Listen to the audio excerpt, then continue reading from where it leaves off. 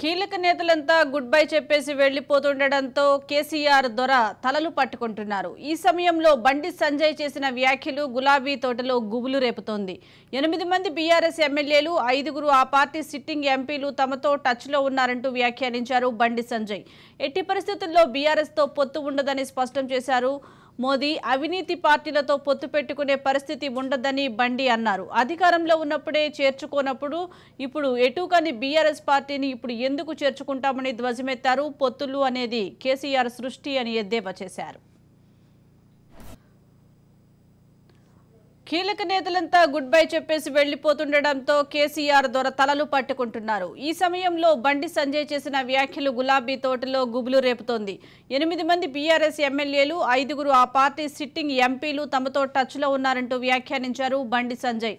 ఎట్టి పరిస్థితుల్లో బీఆర్ఎస్తో పొత్తు ఉండదని స్పష్టం చేశారు మోదీ. అవినీతి పార్టీలతో పొత్తు పెట్టుకునే పరిస్థితి ఉండదని బండి అన్నారు. అధికారంలో ఉన్నప్పుడే చేర్చుకోనప్పుడు ఇప్పుడు ఎటు కాని బీఆర్ఎస్ పార్టీని ఇప్పుడు ఎందుకు చేర్చుకుంటామని ధ్వజమెత్తారు. పొత్తులు అనేది కేసీఆర్ సృష్టి అని ఎద్దేవా చేశారు.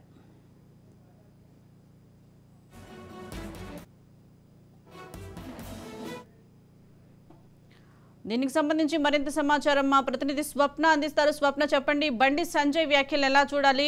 ఇటు బీఆర్ఎస్ నుంచి ఎమ్మెల్యేలు కానీ 5గురు సిట్టింగ్ ఎంపీలు కానీ తమకు టచ్లో ఉన్నారని బండి సంజయ్ చేసిన వ్యాఖ్యలను ఎలా చూడాలంటారు? ఈ రోజు బండి సంజయ్ జర్నలిస్టులతో చిట్ చాట్ చేస్తూ ఒక గట్టి బాంబే తేల్చారని చెప్పుకోవచ్చు. మొత్తానికి బీఆర్ఎస్ నుంచి సిట్టింగ్ ఎంపీలు 5గురు టచ్ లో ఉన్నారంట. అదేవిధంగా బీజేపీకి సంబంధించినటువంటి ముఖ్య నాయకులతో బీఆర్ఎస్ కు సంబంధించినటువంటి 8 మంది ఎమ్మెల్యేలు మాతో టచ్ లో ఉన్నారు. వాళ్ళు ఏ క్షణంలోనైనా రావడానికి సిద్ధంగా ఉన్నారు. ఇప్పటికే అధినాయకత్వంతో మాట్లాడామని చెప్తున్నారు. అసలు ఈ 5గురు ఎవరు ఎంపీలు, అదేవిధంగా 8 మంది ఎమ్మెల్యేలు ఎవరు అనేటువంటి చర్చ అయితే ఇప్పుడు జరుగుతుంది. ఎందుకంటే కొన్ని నియోజకవర్గాలకు సంబంధించి ఇంకా బీజేపీ పెండింగ్ లో పెట్టింది. బీఆర్ఎస్ నుంచి కొంతమంది వస్తున్నారు అనేటువంటి సంకేతాలు గత కొంతకాలంగా ఇస్తుంది.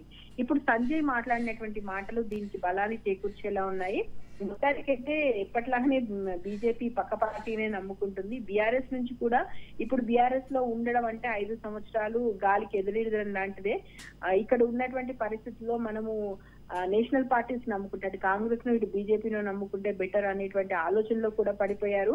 అందుకే మాతో టచ్ లో ఉన్నారు. మరికొద్ది రోజుల్లో అసలు బీఆర్ఎస్ కొలాప్స్ అయ్యేటువంటి అవకాశం కూడా ఉందన్నట్టుగా ఇంటర్నల్ గా బీజేపీలో చర్చ ఇన్నాళ్ళు నడుస్తుంది. కానీ ఇప్పుడు మైకుల ముందుకు వచ్చి ఒకరి తర్వాత ఒకరు చెప్తున్నారు. మొన్న కిషన్ రెడ్డి కూడా కొంతమంది నాయకులు మాతో టచ్ లో ఉన్నారన్నారు. ఇవాళ సంజయ్ ఏకంగా నెంబర్స్ కూడా చెప్తున్నాడు, మాతో ఇంతమంది నాయకులు టచ్ లో ఉన్నారని. మరి నిజంగా ఈ నాయకులు టచ్ లో ఉన్నారా? వస్తే ఈ ఎలక్షన్స్ కి ముందే వస్తారా? వాళ్లకు ఎంపీ సీట్స్ కావాలని అడుగుతున్నారా, లేదా ఇంకేదన్నా వేరే ప్రయోజనాలు ఏమైనా కావాలని అడుగుతున్నారా? బీజేపీలోకి వచ్చి ఉంటారా? మళ్ళీ బీజేపీ ఏమైనా వీక్ కాగానే వెళ్ళిపోతారా? అసలు వచ్చేటువంటి నాయకులు స్ట్రాంగ్ గా రైట్ భావజాలం ఉండి వచ్చే వాళ్ళు వస్తున్నారు. ఎందుకంటే గతంలో చూసాం, వచ్చే వాళ్ళు వస్తున్నారు, పోయే వాళ్ళు పోతున్నారు. పోయేటప్పుడు ఎంతగా డ్యామేజ్ చేసి వెళ్ళొచ్చో బీజేపీని అంత డ్యామేజ్ చేసి వెళ్తున్నారు. అయినప్పటికీ కూడా ఇంకా మేము రెడ్ కార్పెట్ వేసినాము, రండి రండి అని బీజేపీ అనడం ఎంతవరకు వాళ్ళకి కరెక్ట్ గా ఉంటుంది ఎలక్షన్స్ టైంలో అని చూసుకోవాలి. మొత్తానికైతే ఖచ్చితంగా బీజేపీ బలపడేటువంటి నాయకులు వస్తున్నారు. ఒక రేసు గుర్రాల, ఎందుకంటే 10+ అనుకుంటున్నారు కాబట్టి వీళ్ళు 10 మీద వీళ్ళకి రావాలి అంటే వచ్చేటువంటి మాకు కాంగ్రెస్ కి మాత్రమే ఈసారి పోటీలో మేము ఉంటాం, అసలు బీఆర్ఎస్ పోటీలోనే ఉండదని చెప్పేసి బీజేపీ చెప్తున్నటువంటి క్రమంలో ఈ ముఖ్య నాయకులు ఆర్థికంగా అంగబలం ఉన్న వాళ్ళు, ఆర్థిక బలం ఉన్న వాళ్ళు, అదేవిధంగా రాజకీయ బలం ఉన్న వాళ్ళు వస్తున్నారా? వస్తే వాళ్ళు ఎంతవరకు నిలదొక్కుంటారో చూడాలి. ఏది ఏమైనా బీజేపీ అయితే బీఆర్ఎస్ నాయకుల మీద గట్టిగానే ఆశలు పెట్టుకున్నట్టు కనిపిస్తుంది మనకి. త్వరలోనే ఇటు పార్లమెంట్ ఎన్నికలు కూడా జరగబోతున్నాయి. దీనికి సంబంధించి తెలంగాణలో బీజేపీని ఇంకా పార్టీ పరంగా బలోపేతం చేయడానికి ఇంకా ఎటువంటి వ్యూహంతో ముందుకు వెళ్లే అవకాశం ఉందంటారు? గతంలో లాగా బీజేపీ అయితే ఈసారి నెగ్లెక్ట్ చేయట్లేదు. ముందుగానే కళ్ళు తెరిచిందని చెప్పుకోవాలి. ఎందుకంటే ఇప్పుడు 25 నుండి మలివిడత ప్రజాహిత యాత్రలో నేను పాల్గొంటానని బండి సంజయ్ చెప్తున్నారు. మరోవైపు భారత వికసిత్ యాత్రలు ఓవైపు జరుగుతున్నాయి. రేపు 17, 18 తేదీల్లో పూర్తి స్థాయిలో పెద్ద మీటింగ్ జరగబోతుంది. అసలు ఎవరిని ఎంచుకోవాలి, ఎలా ఉండాలి, ఎలాంటి ప్రణాళికతో మనం ముందుకు వెళ్ళాలి, గతంలో చేసినటువంటి తప్పులు ఏంటి, వాటి గురించి మనం తెలుసుకోవాల్సినటువంటి విషయాలు ఏంటి, తెలంగాణలో ఇప్పుడు 15 సీట్లు గెలవగలవా, ఎందుకంటే దేశవ్యాప్తంగా 400 సీట్లు గెలుస్తామనేటువంటి అంచనాలో ఉన్న నేపథ్యంలో ఏం చేయాలి ఏంటి అనే దానికి సంబంధించి అయితే ఇప్పుడు ప్రస్తుతానికి అయితే గట్టి చర్చ అయితే నడుస్తుంది. వీటితో పాటు ఇప్పుడు ఏవైతే యాత్రలు చేస్తున్నారో 17-18 తేదీల్లో జాతీయ కౌన్సిల్ సమావేశాలు కూడా ఉన్నాయి. పార్లమెంట్ ఎన్నికల నేపథ్యంలో ఈ మీటింగ్ పార్టీకి దిశానిర్దేశం చేయబోతుంది. తీర్మానాలు, ఎన్నికల ఎజెండాలు ఇవన్నీ కూడా ఉండబోతున్నాయి. తెలంగాణ నుండి దాదాపు 250 మంది ప్రతినిధులు దీనికి హాజరు కాబోతున్నారు. సో పార్లమెంట్ ఎన్నికలకు ముందు ఇంత పెద్ద మీటింగ్ జరుగుతున్నప్పుడు ఒక రూట్ మ్యాప్ అయితే ఇచ్చి పంపేటువంటి అవకాశం అయితే మనకు కనిపిస్తుంది. సో దీంతో విజయ సంకల్ప యాత్రలు లైట్ గా తీసుకోకండి, ఖచ్చితంగా స్ట్రాంగ్ గా ఉండండి అని చెప్పేసి మొన్న అమిత్ షా కూడా సీరియస్ గా చెప్పడం జరిగింది. యాత్రల్లో మీరు ఇంటింటికి వెళ్ళండి, ఇప్పుడున్నంత ఛాన్స్, ఇప్పుడున్నంత వ్యాక్యూమ్ బీజేపీకి ఇంతకుముందు ఎప్పుడూ లేదు. ఈసారి మోదీ హవా కొనసాగుతుంది, ఫిర్ ఏక్ బార్ మోదీ సర్కార్ అనేటువంటి నినాదం వినబడుతుంది. ఖచ్చితంగా మనం కష్టపడితే గెలవగలుగుతాం. బీజేపీకి కనీ విని ఎరగని రీతిలో ఈసారి సీట్లు రాబోతున్నాయి. ప్రజలు బీజేపీకి ఓటేయాలని సిద్ధంగా ఉన్నారు. మనం వెళ్లి ప్రజల్ని అడగడమే తరువాయి అన్నట్టుగా బీజేపీ మాట్లాడుతుంది. చూడాలి మరి దీనికి సంబంధించి ఎలా జరుగుతుందో ఏంటి అని చెప్పేసి. మొత్తానికైనా మన సంస్థేవనాల జయంతి సందర్భంగా కిషన్ రెడ్డి మాట్లాడినప్పుడు కూడా ఇదే విషయాన్ని చెప్పారు.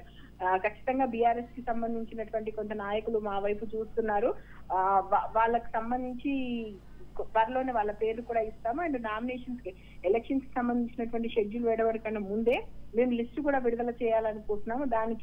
దానికి అంతా కూడా క్లియర్ అయిపోయింది. అండ్ 20 నుండి 5 చోట్ల ప్రారంభమైనటువంటి సంకల్ప యాత్రలకు సంబంధించి ఎవరెవరు వస్తున్నారు ఏంటి ఇలా అన్ని కూడా, ఎందుకంటే మొన్న శాసనసభ బీజేపీ ఫ్లోర్ లీడర్ నియామకం కూడా ఇలా అంటే 1 by 1 బీజేపీ టక్కక వాళ్ళ పనులు చేస్తుంది. At the same time BRS మీద, కాంగ్రెస్ మీద వాళ్ళు చేసినటువంటి తప్పిదాలు ఏంటి, ఇప్పుడు కాంగ్రెస్ కి పట్టం కట్టి ఇక్కడ ప్రజలు తప్పు చేశారని వాళ్ళే అనుకుంటున్నారు. బీఆర్ఎస్ ని ఎలాగో ఓడించాలనుకున్నారు కాబట్టి ఓడించారు. ఇప్పుడు కాంగ్రెస్ వచ్చి లాభం లేదు, సెంట్రల్ లో మేము అధికారంలోకి రాబోతున్నాం. అలాంటప్పుడు ఇక్కడ కూడా అధికారంలో ఇక్కడ కూడా ఎక్కువ మంది ఎంపీలు బీజేపీ నుంచి గెలిస్తే ఫండ్స్ ఎక్కువ తీసుకురాగలుగుతారు, తెలంగాణకి ఇంకెంత చేకూర్చగలుగుతారు. సో ఇలాంటి విషయాలు అయితే మాట్లాడుతున్నారు. చూద్దాం మరి ఎంతవరకు వర్కౌట్ వస్తుందో. రైట్, థ్యాంక్ యూ స్వప్న.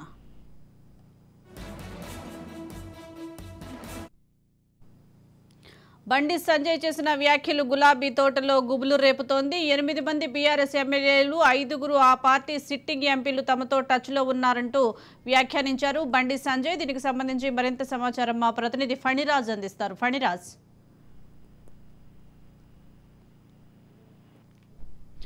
బండి సంజయ్ చేసిన వ్యాఖ్యలు గులాబీ తోటలో గుబులు రేపుతోంది. 8 మంది బీఆర్ఎస్ ఎమ్మెల్యేలు, 5 ఆ పార్టీ సిట్టింగ్ ఎంపీలు తమతో టచ్లో ఉన్నారంటూ వ్యాఖ్యానించారు బండి సంజయ్. ఎట్టి పరిస్థితుల్లోనూ బీఆర్ఎస్తో పొత్తు ఉండదని స్పష్టం చేశారు.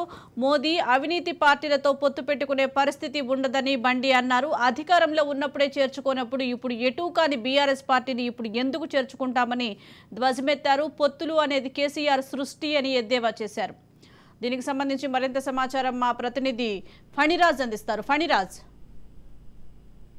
సుజాత, మొత్తానికి బండి సంజయ్ అయితే ఒక రకంగా బీజేపీ పార్టీ అధికారంలోకి మళ్ళీ పెద్ద ఎత్తున సీట్లు గెలుచుకొని వస్తుందనే ఆశాభావంతో చాలా కీలక వ్యాఖ్యలు చేశారు. ప్రతిపక్ష పార్టీలను దెబ్బ కొట్టే విధంగా ఈ వ్యాఖ్యలు ఉన్నాయి. ముఖ్యంగా బీఆర్ఎస్ పార్టీ మొన్నటి వరకు కూడా తిరుగులేని ఆధిపత్యం చెల్లించినటువంటి బీఆర్ఎస్ పార్టీని, ఇప్పటికే దెబ్బతిని ఉన్నటువంటి బీఆర్ఎస్ పార్టీని మరింత దెబ్బ కొట్టాలనే ప్రయత్నంలో కనిపించింది.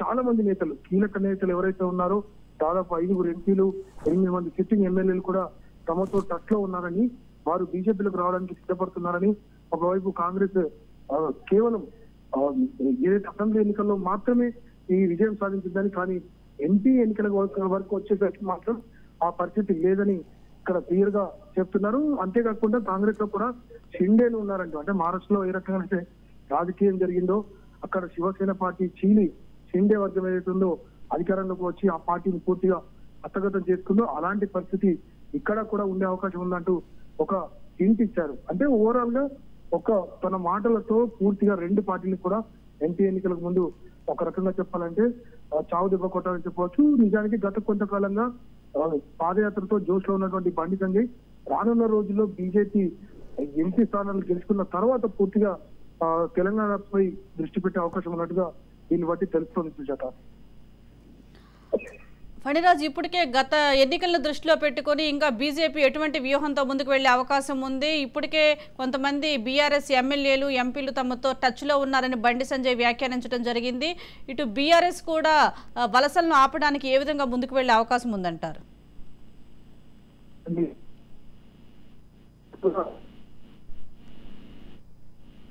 కోల్పోయింది.